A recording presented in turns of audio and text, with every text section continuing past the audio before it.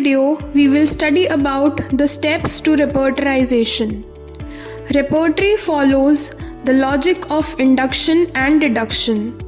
The steps of repertorization starts from case taking and ends by finding out the simillimum. Let's look at the sequence. First step is case taking. Second step is recording and interpretation. Third step is classification and evaluation of symptoms. Fourth step is defining the problem. Fifth step is erecting a totality. Sixth step is selection of a proper repertory. Seventh step is repertorial result. And the last step is analysis of repertorial result and prescription. Let's look into the deeper understanding. Case taking is the first step, and the outcome of treatment entirely depends on the success of this first step. Elizabeth Wright wrote, "A well-taken case is half cured." The second step is recording and interpretation. Recording is not done independent of interpretation, so both should be done simultaneously. It is an important skill of physician to transfer all the data in exactness as it is received from the patient to case record. A slight modification during data recording may occur while recording the case, but care should be taken to keep the meaning of the patient's narration as natural as possible. Recording and interpretation also states the state of a physician while taking the case. Next step is classification and evaluation of symptoms. After the case is taken fully and recorded well, a physician is in possession of quite a larger number of symptoms which need to be analyzed. Classification of symptom. A general symptom is one that affects the patient as a whole. A particular symptom is one that affects a single part or an organ. General symptoms include mental symptoms, physical generals, and pathological generals. Mental symptoms include will, understanding, and memory of a patient.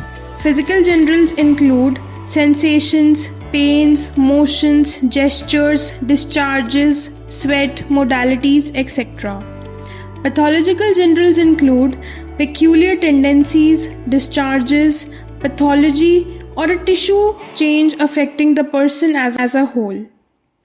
Particulars include all sensations, pains, pathology, discharges, modalities related to the particular part.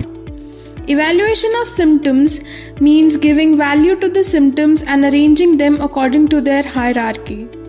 While evaluating the symptoms, one must note the contents of whole case which has been classified under different heads in the form of symptoms. Now, to classify and evaluate further, there are three standard methods, that is, Bonninghassen's method, Kent's method, and Boger's method. In Kent's method, more focus is laid on generals and characteristic symptoms. The symptoms related to feelings, that is will, are given highest importance. The qualified mentals and symptoms with causative modalities are of utmost importance. This follows the symptoms related to intellect, that is understanding and memory, and then physical generals and characteristic particulars. In Bonninghassen's method, the focus is laid on more physical and concomitants. The symptoms are arranged in order of location, sensation, modalities, and concomitants, wherein the concomitants are given the highest value.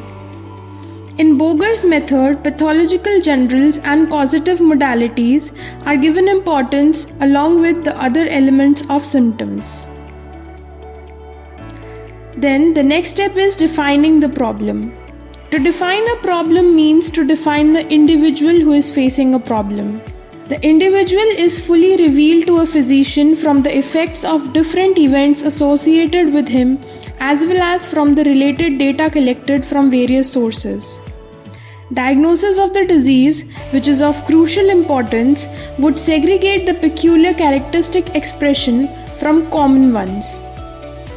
The problem definition includes knowing the patient's predisposition, disposition, diathesis, and disease. To understand the patient and his or her deviation from the original state of health, the study of developmental history becomes imperative. This study is called anamnesis, which helps to define not only the patient and disease but also the nature and progress of the disease, which further define the miasmatic state. Laboratory and special investigations help to understand the disease process, and it should be done wherever required for defining the problem at different stages of diagnosis and follow-ups. Now comes the fifth step, that is erecting a totality. Totality is not the sum total of symptoms. It is a logical combination of symptoms which characterizes the person as well as individualizes the problem. Thus, all the symptoms which are classified and evaluated do not form a working totality of the case. From classification and evaluation, the hierarchy of symptoms is known, but which among them should be used for getting a correspondence is yet to be finalized.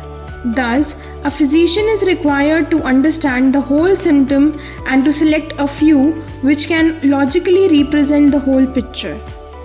The next step is selection of the repertory and repertorization proper. After the totality has been erected, the case becomes clear to the physician. He should look for one of the following points in the case. Either it is the generals or the particulars or the pathological generals or two of the above. Uses of different repertories in different cases. If the case focuses on general symptom, Kent's repertory is used. If the case focuses on pathological generals, Boger's repertory is used. If the case has more particulars with location, sensation, modalities and concomitants with a few mental symptoms, then you can think of therapeutic pocketbook or Boger's repertory. In case where there are more generals, pathological generals but no particulars, synthetic repertory can be used. In cases where generals are more prominent, synthesis, complete repertory and homeopathic medical repertory can be used. And Repertorium universale can be used in all type of cases. Once the repertory is selected, a major part of the analysis and synthesis of the case is done. The next step is to rearrange the totality according to the repertory selected. Rearrangement of totality in terms of repertory selected is called repertorial totality. What follows next is to convert the symptoms into rubrics, which requires an acquaintance with the repertory. The symptoms obtained from the patient may not be found in the repertory in the same form. So, the physician must know the construction and arrangement of each repertory. A repertorial sheet is prepared thereafter. Example, a tabular form has been created. So, here we can see that medicine 1 is scoring 11 marks. And we also see that this medicine is covering only 5 rubrics. So, it is written as 11 by 5. Repertorial result. A group of close running medicines should be noted down according to the symptoms covered and marks obtained. After this, the final step arrives, that is, analysis of repertorial result and prescription. Now, the remedy which gets the highest mark is not necessarily the final remedy in all cases. So, the repertorial results should be finally referred in the court of materia medica. What is potential differential field? It is the fountain sources or the field which differentiates the medicine. The remedy so selected must finally pass through the certain criteria such as susceptibility, sensitivity, suppression if any, the level of similarity, functional and structural changes, vitality and miasm to arrive at the right potency and dose schedule. Thank you for watching.